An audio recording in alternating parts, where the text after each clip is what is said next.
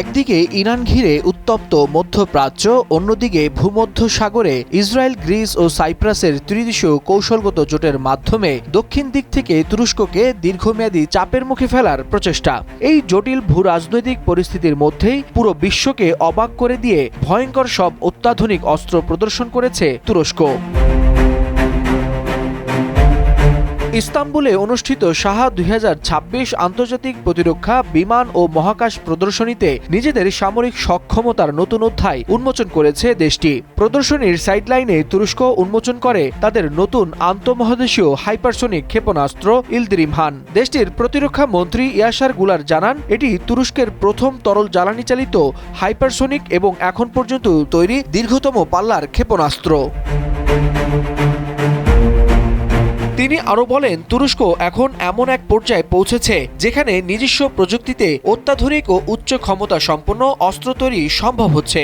এর পাশাপাশি প্রদর্শনীতে উপস্থাপন করা হয় PNR-53 স্নাইপার রাইফেল, যা বিশ্বের সবচেয়ে হালকা শ্রেণীর অস্ত্রগুলোর একটি এবং যার কার্যকর গুলি ছোড়ার পাল্লা 2100 মিটার।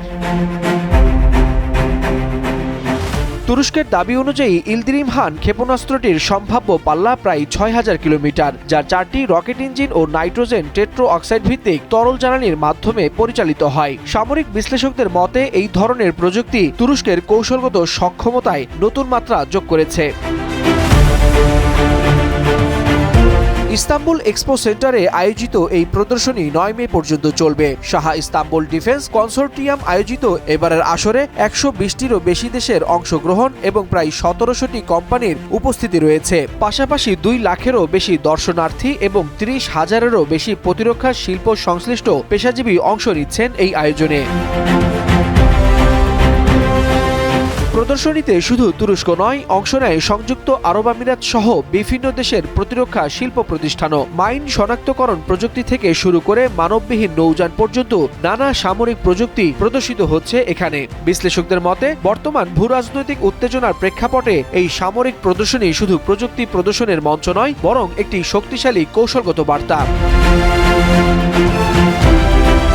ইরানকে ঘিরে মধ্যপ্রাচ্যের অস্থিরতা এবং ভূমধ্যসাগরে ইসরায়েলের নেতৃত্বাধীন জোটের চাপের মধ্যে তুরস্কের এই অস্ত্র প্রদর্শন আঞ্চলিক শক্তির ভারসাম্যে নতুন আলোচনার জন্ম দিয়েছে। ভূরাজনৈতিক চাপের মধ্যেও তুরস্ক নিজেদের সামরিক সক্ষমতা তুলে ধরে বিশ্বকে নতুন বার্তা দিচ্ছে, তারা কেবল পরিস্থিতি পর্যবেক্ষণই করছে না, বরং প্রতিযোগিতার ময়দানে সক্রিয়ভাবে নিজেদের অবস্থান শক্ত করছে।